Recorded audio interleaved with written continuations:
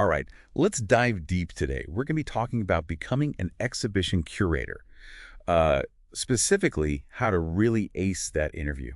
And what's really cool is you've given us some awesome material to work with. We've got a whole career guide to understand the job, an interview guide to tackle those tricky questions, and we'll even touch on how RoleCatcher's AI can give you a little extra edge, Yeah, exactly.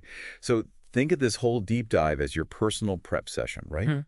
So let's start off by painting a picture of what an exhibition curator actually does, going beyond just, picking pretty artifacts. Mhm. And our career guide, it dives into this, right? Absolutely. It really highlights that curators are storytellers. They weave narratives through the objects, they craft the whole visitor experience. Mhm. And it's not just limited to museums, right? You've got galleries, libraries, even science and history institutions. They all need these Oh, skills. that's so cool. It's Um, way more diverse than people might think. yeah. But the guide also mentions that it's not always glamorous, right? It's true. You might be working indoors and outdoors, dealing with these noisy or dusty environments, and sometimes you even have to lift like a heavy objects. Okay, so definitely not a job for those afraid of a little hard work. Mhm. And speaking of work, what skills are absolutely essential for this role? Well, the career guide really emphasizes reading comprehension, writing, and active listening. And we're talking like high percentages here. Think about it. You're writing exhibition texts that need to be super clear and engaging. You're communicating with all these stakeholders, from artists to museum directors, and you're really like actively listening to understand an artist's vision for their work. Wow. It sounds like you need to be a master communicator in every form. So let's say you've got the skills, you've landed that interview. What kind of questions should you be prepared for? I mean, our interview guide is packed with them. Where should we start? Let's tackle a classic one. How did you get started in the exhibition curator role? And this isn't just about listing off your credentials. The interviewer really wants to hear your story. You know, what sparked your passion? What steps did you take to get here? So it's about showing your enthusiasm, making it personal. And the guide suggests highlighting any pivotal moments, maybe a specific exhibition that really inspired you, or even a mentor who guided you. It's about bringing your journey to life, really. Exactly. And here's a pro tip. Think about potential follow-up questions, too. They might ask you, like, what was it about that exhibition that really resonated with you? Or how did that mentor influence your approach to curation? Being ready for those follow-ups, it shows that you've really reflected on your experiences. That's such great advice. It's like you're 2 steps ahead. Okay, next question. What are the most important skills for an exhibition curator to possess? This feels like a great chance to tie back to what we discussed from the career guide, Ron. Absolutely. You can definitely mention those top skills, right? Reading comprehension, writing, active listening, but don't just list them off. Show how they actually translate into real-world situations. For example, you could say something like, my strong writing skills are essential for crafting those clear and engaging exhibition texts that resonate with all kinds of audiences. So it's about showcasing the impact of those skills. Now, the guide warns against listing generic skills that could apply to any job. What are some examples of those? Oh, things like being organized or being a team player. I mean, those are important, but they don't really speak specifically to the unique challenges of being a curator, right? Got it. So let's dive into a more specific skill. How do you approach developing an exhibition concept? I imagine this is where your creative process shines through. It is. It is. The interviewer wants to understand your thought process. Do you start with like really thorough research? Do you draw inspiration from art or history or even like current events? How do you actually collaborate with the artist to kind of shape that concept? And the guide, it suggests actually discussing the balance between your own vision and the museum's overall goals, right? Like how do you make sure the exhibition fits within that bigger picture? Precisely. And think about potential follow-ups here, too. They might ask you, can you give me an example of an exhibition concept you developed and how you made sure it aligned with the museum's mission? Oh, so it's having that concrete example ready to go. Mm-hmm. Okay, this next question seems a little tricky. How do you balance your creative vision with the artist's vision? There feels like there's like potential for conflict there, right? There is, there is. And the interviewer wants to know how you navigate that. It's all about showcasing those communication skills, your ability to really listen and compromise. And the guide, it emphasizes avoiding that impression that your vision is always right. It's Yeah. about finding a collaborative solution that respects everyone's perspectives. Exactly. You could even say something like, I believe in open communication and finding that common ground that honors both the artist's intention and the exhibition's overall narrative. Yeah, that sounds great. And are there any potential follow-up questions we should be ready for with this one? Hmm. They might ask you something like, can you describe a situation where you had to, compromise on your creative vision, and how did you handle that whole process? Having that specific example ready to go, it'll show you can handle those situations gracefully.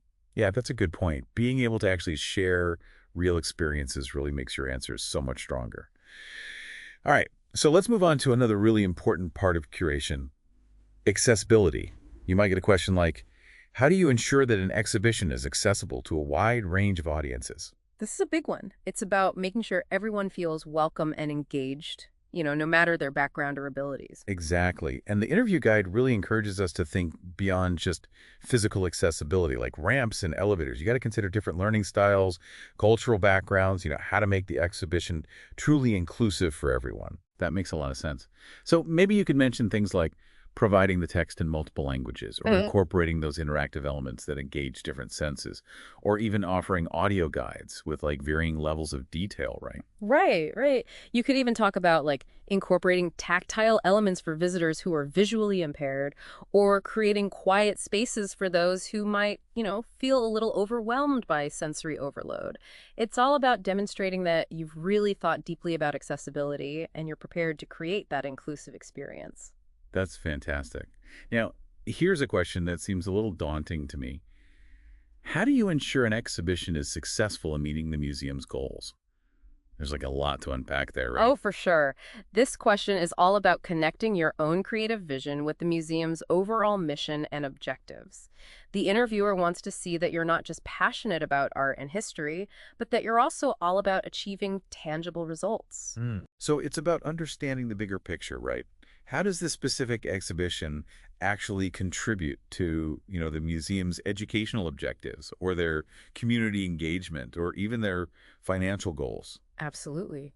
You might even want to discuss how you conduct audience research, how you set those measurable objectives, and how you go about evaluating the exhibition's impact after it opens. Yeah, that makes sense. It's about showing you're strategic and results-oriented. Yeah. And the guide also mentions how important collaboration is, right? Yes.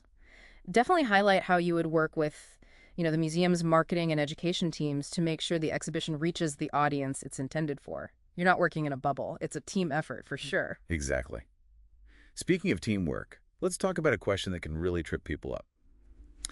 Can you tell me about a challenging exhibition you curated and how you overcame those challenges? It feels like they're digging for problem-solving skills here, right? They absolutely are. So try to think of a specific exhibition where you faced some unexpected obstacles, like a super limited budget or a crazy tight deadline, or maybe even a disagreement with an artist. And the guide suggests being honest and specific about those challenges, but really focus on, the solutions you came up with and the lessons you learned. It's about showcasing your resilience and that ability to adapt, right? For sure. And don't be afraid to talk about what you would do differently next time, It shows self-awareness and a commitment to continuous improvement. That's a good point. It's not about pretending you're perfect, but showing you learn from those experiences. Now let's shift gears a little and tackle a question that really focuses on your professional growth. How do you stay up to date with current trends and developments in exhibition curation? I mean, it's a fast-moving field, right? It really is. And the interviewer wants to know if you're actively engaged in all those latest innovations. Think beyond just reading articles, mention conferences or workshops, museum visits, online communities where you can kind of engage with other curators and learn about new and different approaches. So it's all about showcasing your passion for the field and, your willingness to embrace those new ideas and technologies, right? You might even want to mention some specific trends that really excite you, like virtual reality experiences or interactive installations or those community-driven exhibitions. Totally. It's about showing you're not just knowledgeable, but you're curious and eager to push the boundaries of what curation can be. Now, for the question that I think makes a lot of people nervous, how do you handle conflict within a team or even with an artist?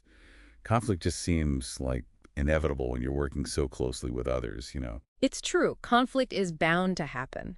And this question is all about your interpersonal skills and that ability to, navigate those tough conversations with diplomacy and professionalism.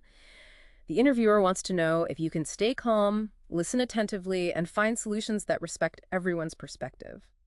So maybe talk about your approach to active listening, conflict resolution techniques, and that ability to find that common ground even in those really challenging situations. Precisely. And remember, conflict can actually be an opportunity for growth and innovation if you approach it with, the right mindset.